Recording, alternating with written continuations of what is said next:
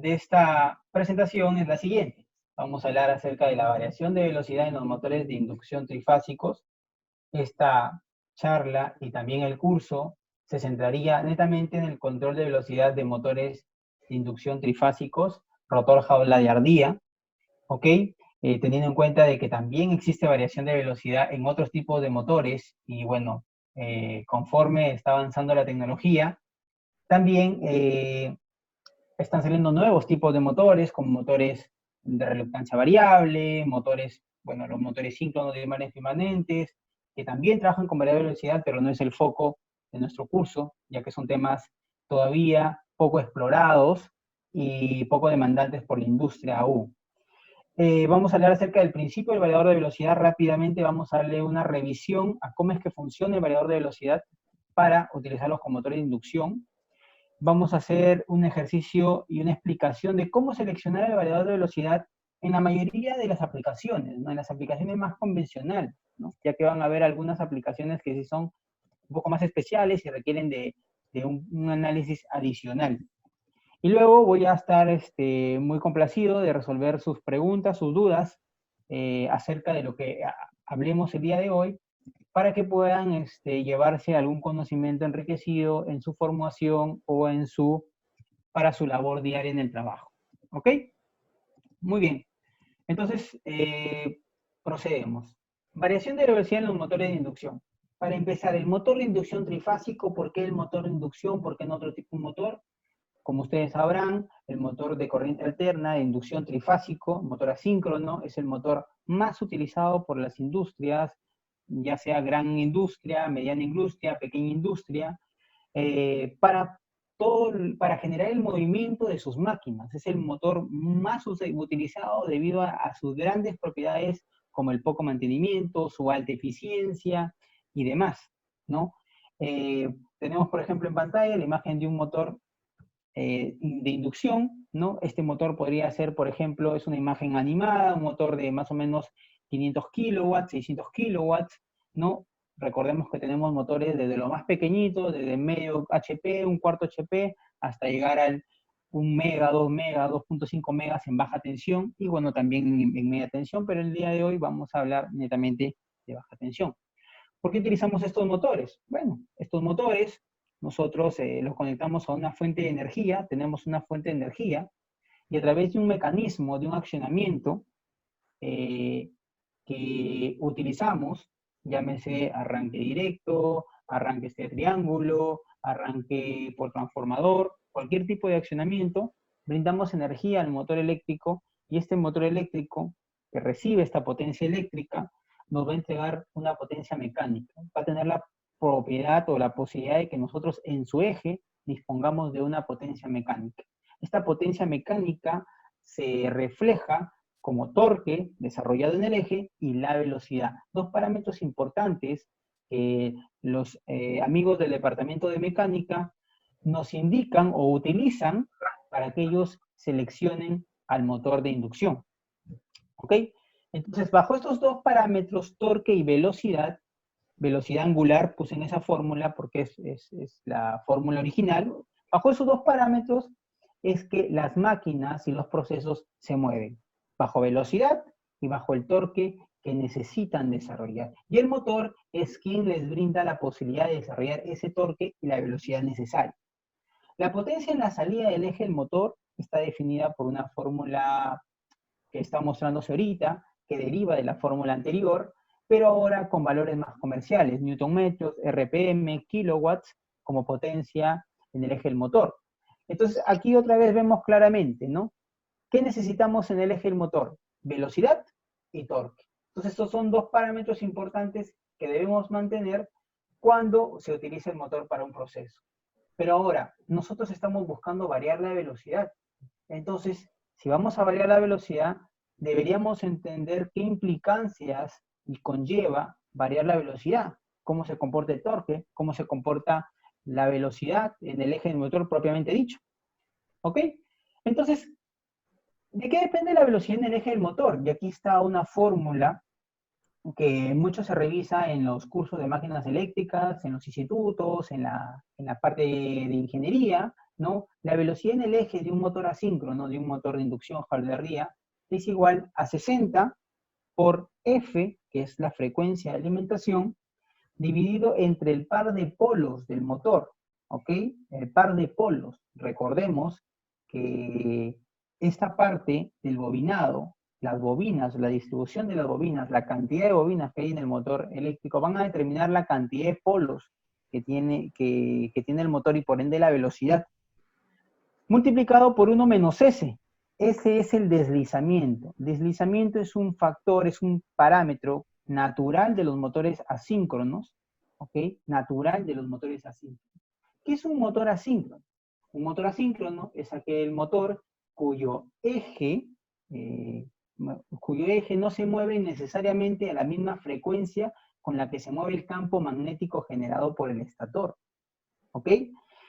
Si nosotros si nosotros retiráramos este factor de la fórmula, se convertiría esto en un motor síncrono. O sea, le decimos, por ejemplo, 60 Hz por 60 Hz, 3600, ¿cuántos pares de polos? Un par de polos, entonces el eje se mueve a 3600 RPM. Pero eso no es verdad. Si nosotros vemos un motor de un par de polos, en la placa, ¿qué nos dice? ¿A cuánto nos mueve? 3550, 3570, 3480. Es decir, no llega a la velocidad síncrona. Se acerca a ella, sí, pero no llega a ser síncrona en la velocidad del eje con respecto a la velocidad del campo magnético generado por el estator. ¿Ok? Muy bien. Entonces, ¿por qué variar la velocidad de un motor trifásico que utilizamos en la industria? ¿Por qué variarlo? Existen, entre todas las ventajas, dos principales que vamos a mencionar. Principalmente la posibilidad de regular la velocidad dentro de los procesos productivos, dentro de las máquinas, lo cual permite personalizar, por decirlo de alguna manera, las propiedades de movimiento que pueden sumar a una mejor calidad de los productos, una mejor precisión en el comportamiento de nuestros procesos, ¿no? Y también por un tema de ahorro energético. Si de repente el punto de operación que necesitamos de nuestro motor en nuestra máquina es menor que el punto máximo, que el punto nominal, podemos tener situaciones de ahorro energético, de tener un consumo en la red mucho menor como si tuviéramos, que si tuviéramos un arranque directo, un accionamiento de tensión nominal. ¿Ok?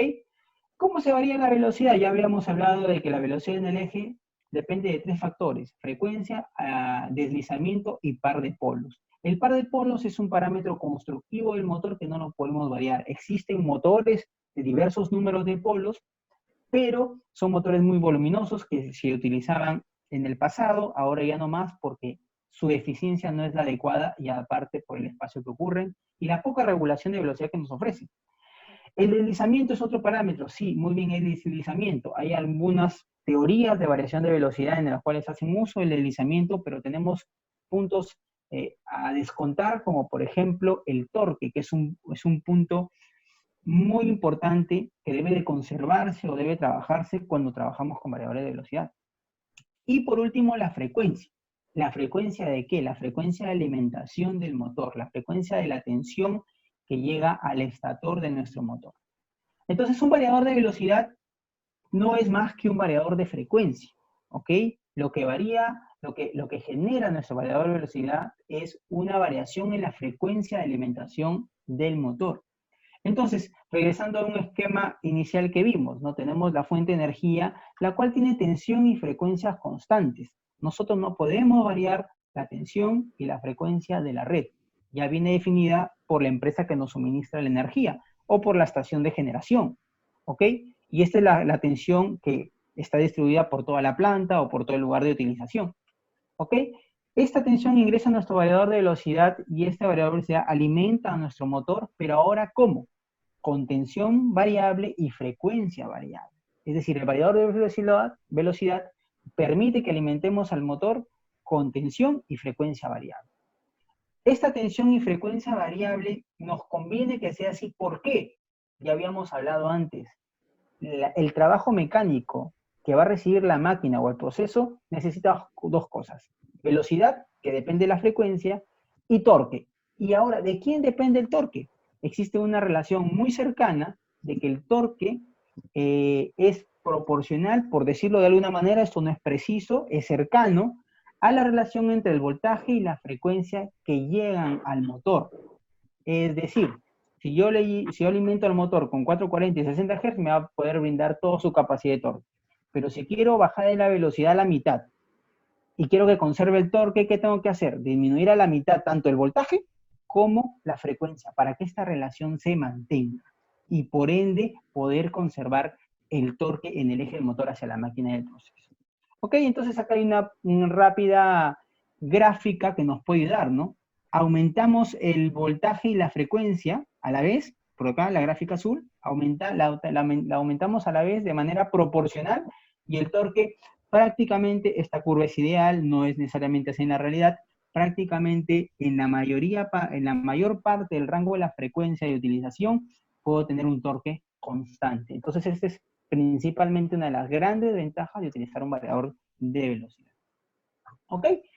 ¿Y cómo tengo tensión y frecuencia variable? Bueno, ya habíamos hablado que en la parte de la fuente, el generador, la frecuencia y la tensión son constantes, pero estas entran al variador mediante una primera etapa que es la etapa de rectificación, la cual se hace por diodos o por tiristores. Esta rectificación convierte la tensión alterna en tensión continua, la cual va a pasar por una etapa del filtrado, ¿no? Donde el componente principal son condensadores, en su mayoría electrolíticos, que van a permitir de que esta tensión sea lo más constante posible.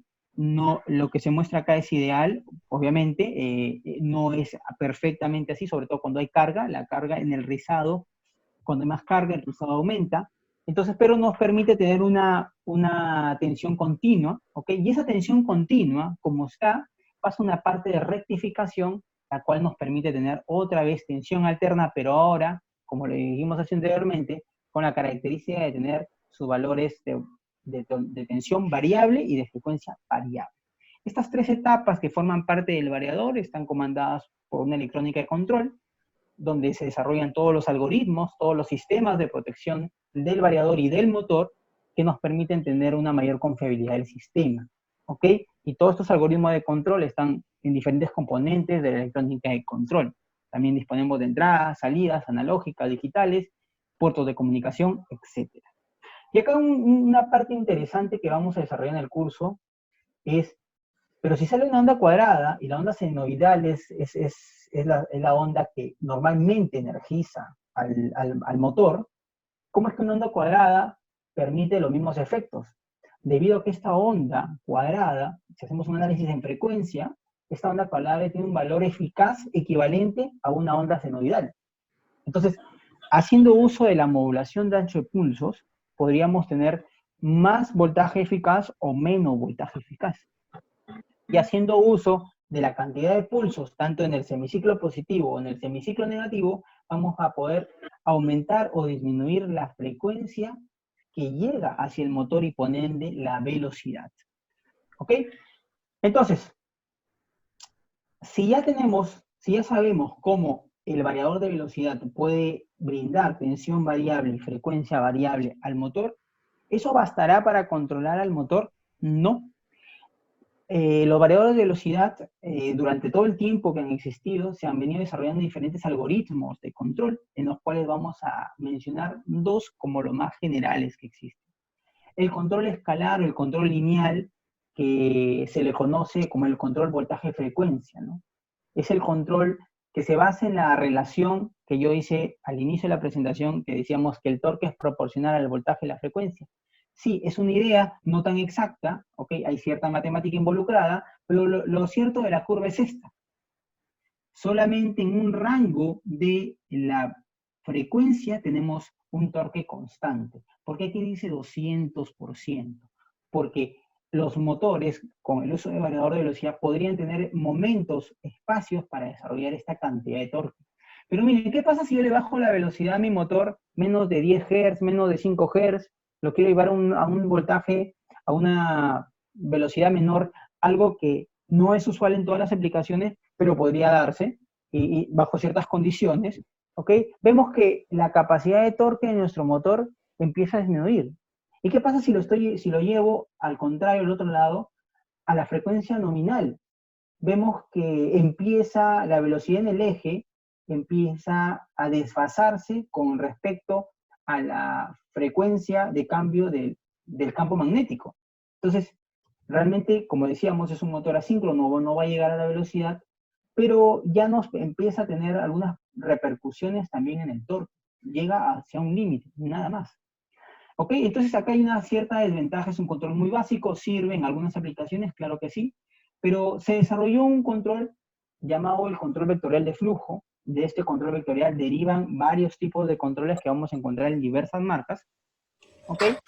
El cual nos permite tener casi en todo el rango de frecuencia del variador, que genera el variador, un torque constante. Y esto es una bondad que ha permitido el desarrollo de gran cantidad de aplicaciones en las cuales, por ejemplo, las extrusoras en el plástico, vemos que el motor, por ejemplo, empieza a mover o empujar el tornillo sin fin desde 0 Hz con un torque permanente. Si nosotros utilizáramos en esta aplicación el voltaje, la relación voltaje-frecuencia, le vamos a decir al motor, oye, ponte en 5 Hz y el eje va a estar atascado. ¿Por qué? Porque no va a poder desarrollar el torque que necesitamos. Entonces el control vectorial ya nos permite asegurar en casi todo el rango de frecuencia de funcionamiento del motor un torque constante, desde 0 Hz hasta la frecuencia nominal. ¿Ok? Muy bien, entonces, habiendo dicho esto, habiendo ya entendido de qué depende la velocidad en el eje del motor, habiendo ya entendido cómo es que funciona un poco el variador, ¿qué cosas debemos entender para hacer un dimensionamiento práctico de un variador? Primeramente tenemos que irnos al lado del motor, escuchar un poco la aplicación. ¿Qué aplicación es? Existen varias curvas publicadas acerca de las cargas a las cuales los motores se pueden exponer, ¿ok? En diferentes casos, y estas curvas nos permiten decir cuál es la demanda de torque en función de la velocidad de cada una de estas aplicaciones, como por ejemplo, ¿no? Las fajas transportadoras nos dicen que en todo el rango de velocidad necesitamos un torque constante, ¿ok? En cambio, por ejemplo, hay algunas cargas, como por ejemplo los ventiladores o los tornillos sin fin, ¿no? Que a menos velocidad van a requerir menos torque. Y hay otras, como por ejemplo las máquinas herramientas, que nos dicen, a menos velocidad voy a necesitar el máximo de torque requerido. Entonces, cuando nosotros entendamos cuando nos relacionemos con nuestro usuario, con nuestra aplicación, con el mecánico, oye, ¿qué aplicación es? Entonces rápidamente tendríamos que relacionarlo con alguna de estas curvas para poder, en primer lugar, determinar qué tipo de control necesito. Por ejemplo, vemos que para la primera y cuarta curva es obligado utilizar un control vectorial. En cambio, para la segunda y la tercera, podría yo utilizar un control escalar. ¿Y esto por qué es importante? Porque no todos los variadores de velocidad vienen con control escalar y vectorial. Actualmente ya en algunas marcas ya está siendo un estándar, en algunas otras no, entonces aquí es importante determinar, necesito un par constante, necesito un par como para máquina herramienta, entonces mi variador tiene un control vectorial o un control orientado de flujo, ¿ok? Entonces es importante determinar esto. Entiendo mi aplicación muy bien, va a ser una faja transportadora, va a ser un ventilador, muy bien, entiendo eso. Ahora, ¿cuáles son las características del motor? Y aquí está resaltado entre todas las características la corriente nominal. Mucha gente piensa que hay que seleccionar un variador por la potencia. Ah, mi motor es de 10 HP, entonces le voy a poner un variador de 10 HP. Señores, lo que va a circular por el variador va a ser la corriente. Entonces, le tendríamos que poner un poquito más de énfasis a la corriente al momento de seleccionar. Incluso de esto ya se están dando cuenta los fabricantes que tienen que tenerlo claro hacia los clientes, porque antes te lo venden un variador de cuánto, de 10 kilowatts, de 15 kilowatts, de 20 HP, no. Ahora ya algunos fabricantes están vendiendo los variadores bajo la corriente, bajo el valor del parámetro que realmente está relacionado con el uso del variador. ¿Ok? Entonces, hacemos nota de esto, de qué tipo de carga y cuáles son los parámetros eléctricos. ¿Ok? Luego, y esta es una parte donde tenemos que tener una información que va a estar relacionada ya directamente con el variador. La información anterior está relacionada directamente con la carga, con la aplicación, y acá hay una información que vamos a obtener que va a estar directamente relacionada con qué variador o de qué manera el variador va a trabajar con la aplicación. El régimen de carga. ¿Cuál es la probabilidad de sobrecarga que tiene mi aplicación? ¿Ok? En algunos fabricantes esto puede variar, pero rápidamente explicamos estas posibilidades, ¿no? Puedo tener una carga que no va a superar el 100% de su comportamiento nominal, de sus características nominales. Podemos tener cargas que cada cierto tiempo va a presentar una sobrecarga, pero no va a pasar el 10%, y tenemos cargas que van a requerir sobrecargarse o sobreexigir al motor. Obviamente el motor tiene que estar preparado para esto, hasta un 50% más de sus características nominales. Esto ocurre, esto puede ocurrir, así que aquí sí nos toca hablar con nuestros usuarios, bajo la experiencia, bajo las diversas publicaciones que se pueden tener acerca de este tema, para poder determinar, ¿ok? Entonces, hay que conversar con el usuario para saber, bajo la experiencia, cómo es que se comporta una carga como esta, ¿ok? Normalmente, por ejemplo, la minería, el cemento, siempre te dicen, oye, no, dale sobrecarga pesada, porque yo quiero que esto no pare para nada. Entonces, ellos saben de que sus cargas pueden estar expuestas a una variación tal de que pueden sobreexigir al variador. Entonces, es importante determinar esto. Luego, las condiciones ambientales. La temperatura de funcionamiento, ¿no? La mayoría de variadores trabaja a sus características nominales a 40 grados centígrados. Pero si nosotros lo exponemos a una temperatura mayor, entonces hay que reducirle su capacidad de corriente. Ya no pueden brindar la mayor capacidad de corriente, porque ustedes saben que la electrónica de conmutación va a generar calor. Y si sumado ese calor en el ambiente hay un calor mayor a 40 grados centígrados, quiere decir que puede ser que se sobreexijan los semiconductores y al final reduzca su tiempo de vida útil. Entonces hay que tomar en cuenta el derrateo o la depreciación por temperatura. ¿Ok? Más o menos estos datos siempre nos dan los catálogos de los fabricantes. Y luego la altitud. ¿Ok? Si de repente mi variador trabaja hasta 1000 metros sobre el nivel del mar, puedo considerar los datos de placa. Pero si mi variador va a superar de los 1000 a 4000 metros el nivel del mar, debo reducir un 1% por cada 100 metros de altitud. ¿Por qué? Porque a mayor altitud, donde instalamos nuestro equipo electrónico, la capacidad de disipación de calor debido a la convección va a ser menor. Es decir, si yo a nivel del mar puedo disipar una cantidad de calor X, si yo subo a mi variador, lo llevo a 3.500 metros, esa capacidad de disipación de calor va a ser menor. ¿Por qué? Por la disponibilidad de oxígeno a esa altitud. ¿Ok? Entonces, acá hay otro parámetro, 1% menos por cada 100 metros después de los 1000 metros sobre el nivel del mar. ¿Ok?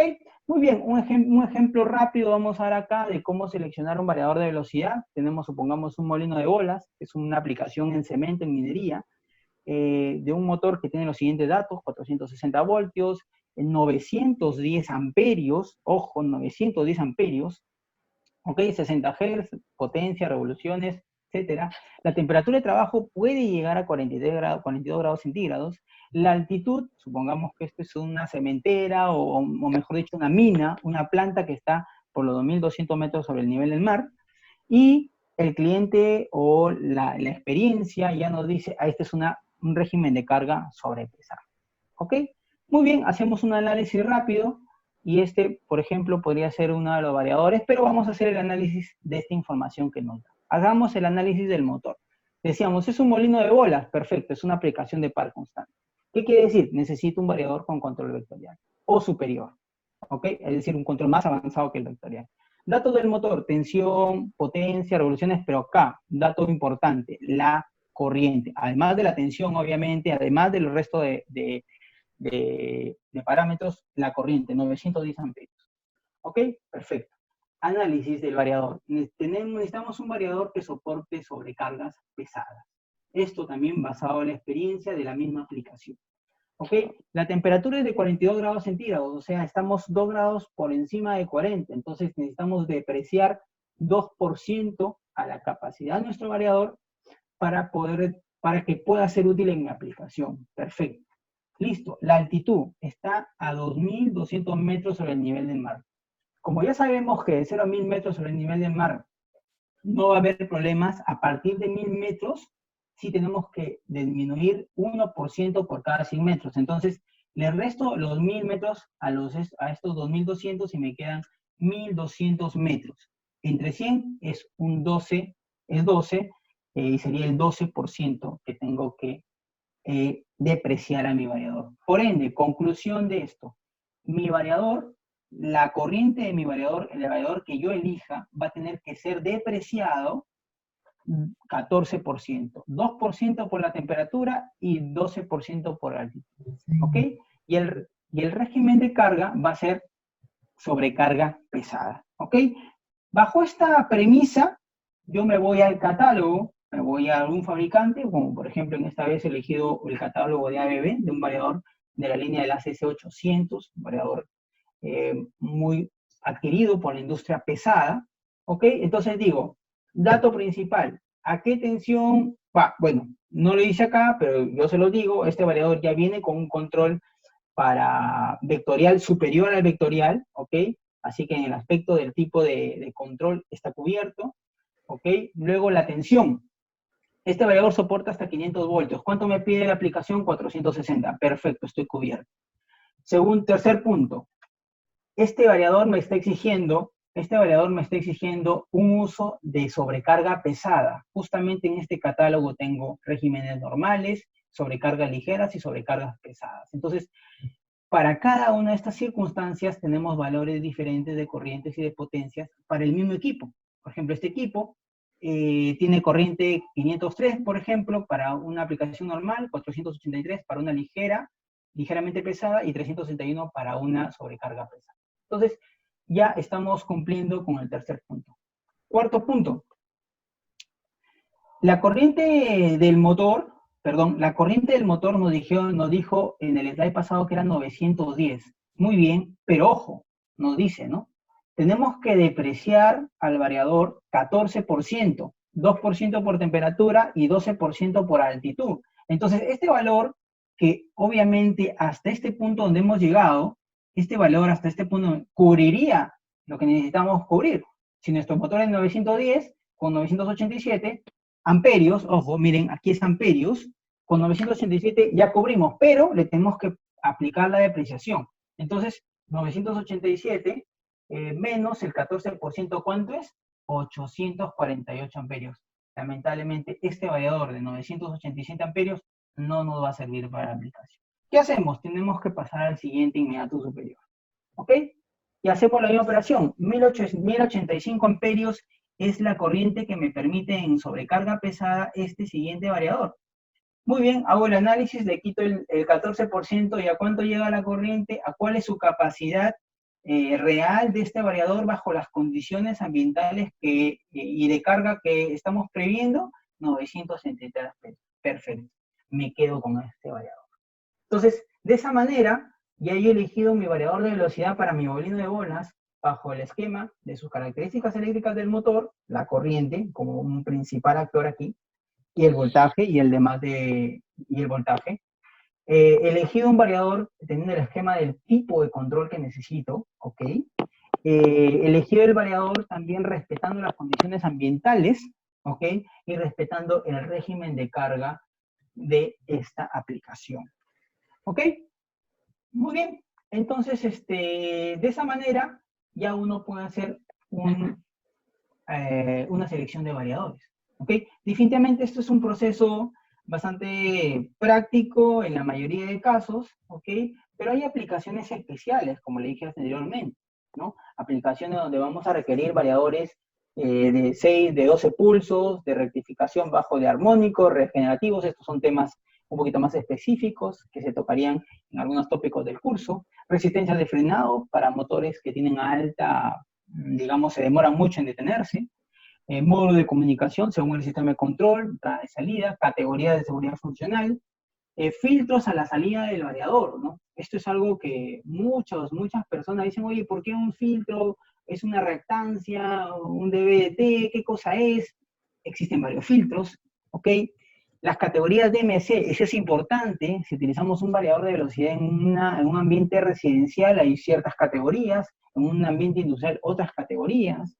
Las macros de aplicación, ya los variadores vienen con, aparte de los algoritmos de control, vienen con macros o vienen con procesos de control dedicados para ciertas aplicaciones. Entonces eso va a ser una característica especial, ¿no?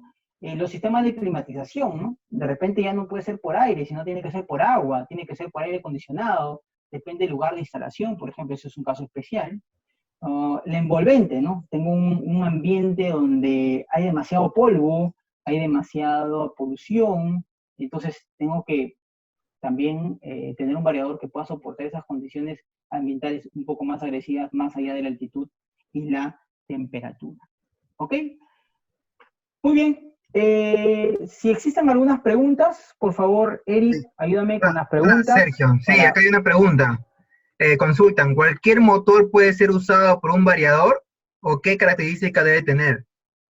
Perfecto. Existen variadores de velocidad específicos para algunos tipos de motores, ¿no? Por ejemplo, para los motores de corriente continua, existe un variador de velocidad para un motor de corriente continua.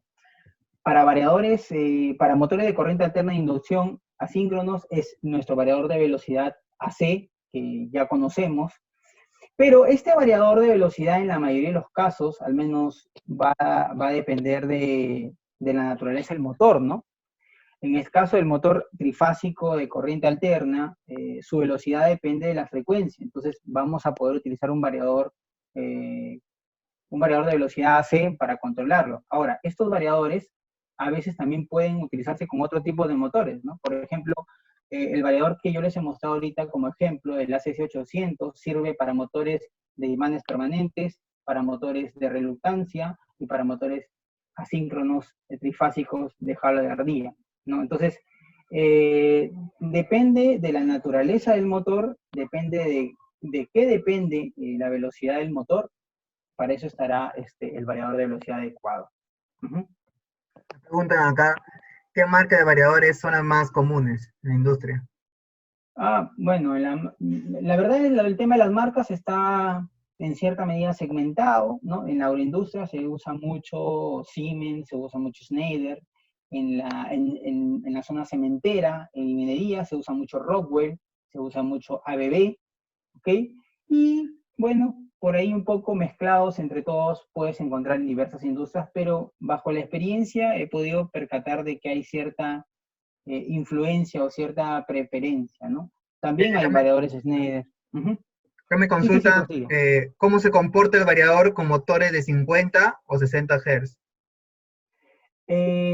Muy bien, el variador, nosotros le podemos, los variadores de velocidad de corriente, motores de corriente alterna, mayormente pueden permitir una salida de frecuencia mayor a los 60 Hz.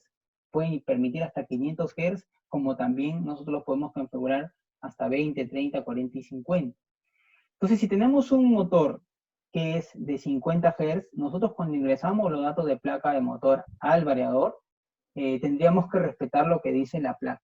Entonces, el comportamiento va a ser similar, pero solamente va a llegar a la velocidad que le permite los 50 Hz, ¿no? Supongamos que sea un motor de un par de polos, va a llegar solamente hasta una velocidad cercana a los 3000 RPM, ¿no? Okay. No 3600, ¿no? Uh-huh. Acá me preguntan si los variadores poseen detectores de fallas en el motor, es decir, si se puede conectar alarmas y se puede controlar a distancia. Son dos preguntas diferentes. ¿El variador puede detectar problemas en el motor? Sí. Muchos de los problemas del motor, la mayoría dependen del comportamiento de la corriente. El motores pueden detectar sobrecargas, el motor puede detectar sobre cortocircuitos. El variador, perdón, el variador puede detectar atascamientos, ¿no? Cuando existe un momento en el funcionamiento del motor en que el eje se bloquea. Entonces, el variador puede rápidamente indicar de que es un bloqueo de motor, un atascamiento, y poder reaccionar. Ahora, de que el variador tenga propiedades para poder ser monitoreado o comandado de manera remota, claro que sí, debido a los protocolos de comunicación que vienen ya embebidos o las tarjetas Okay. de comunicación que se le puede agregar. Acá, con respecto al tema armónico, si bien es cierto, los inversores son productores de armónicos, ¿qué filtros se podrían utilizar y de qué tipo son? Esta es una pregunta bastante importante. Los armónicos, los variadores generan armónicos, pero el problema está en la red de alimentación. ¿Qué quiere decir? Los armónicos que genera el variador afectan a la red eléctrica, es decir, a la barra que está conectada, a donde está conectado el variador. El inversor está a la salida del variador, el inversor está conectado al motor. Ahí también se generan armónicos, claro que sí, pero aquí es otro tratamiento, no es necesariamente un tratamiento para armónicos, sino también para otro tipo de efectos. Entonces, esa desventaja de que el variador genera armónicos es debido a que deforma la onda de corriente, perdón, en la barra de alimentación. ¿Ok? Ok, un variador de velocidad para un motor multietapas HPS, ¿cuál sería el recomendado? Motor multietapas HPS, es un motor que no conozco, no sé cuál es la naturaleza de ese motor, no sé si de repente, Este, sí, ¿cuál, no, tendría que averiguarlo. bueno, sería, ¿cuál es la diferencia principal entre arrancadores suaves y los variadores de velocidad? Perfecto, el arrancador suave lo único que hace a través de tiristores o a través de tiristores lo que hace es disminuir el voltaje que le llega al motor para que este pueda arrancar, es un arranque de voltaje reducido. Entonces aquí no hay un control de velocidad. Entonces una vez que el variador, el voltaje que le llega al motor va parte de un 30% y luego llega al 100%, lo que alimenta el motor es la red directamente a través de un contactor de bypass. Entonces, el arrancador solamente funciona en etapa de encendido y en etapa de apagado, pero no hay ninguna Excelente, regulación de velocidad. excelente. Una pregunta es, para hacer una inversión de giro de un motor trifásico mediante el variador de frecuencia, ¿cómo es su funcionamiento o qué criterios se debe tener en cuenta?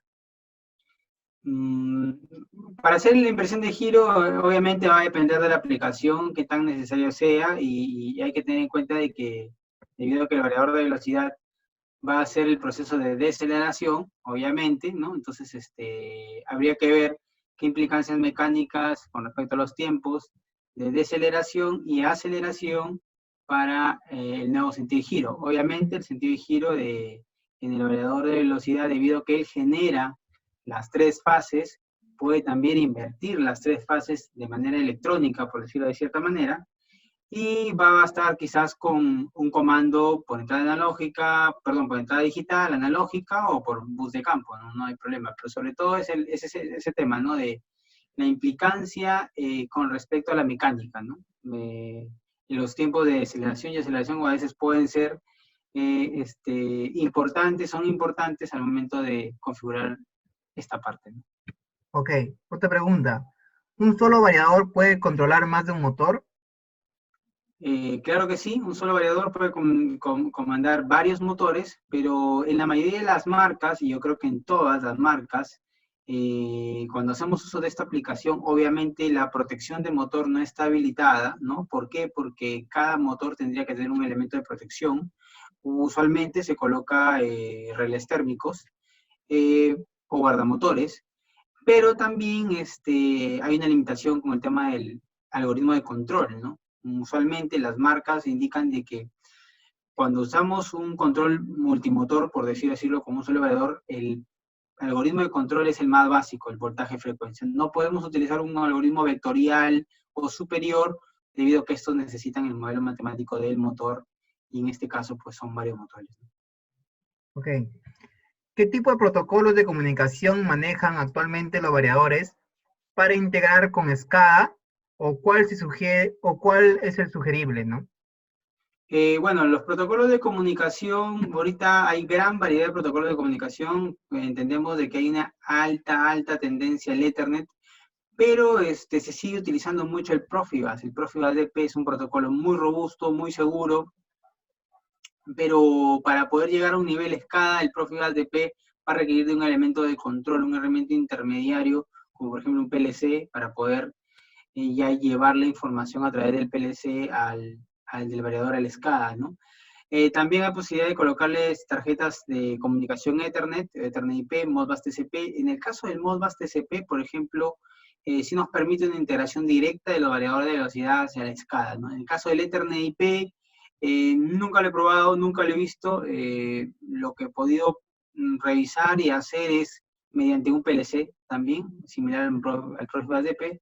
Pero en el caso del Modbus TCP sí he podido ver esas aplicaciones en las cuales se integra directamente el variador hacia el sistema SCADA. Ok, muchas gracias. ¿Qué puntos debo tener en cuenta para elegir una resistencia de frenado?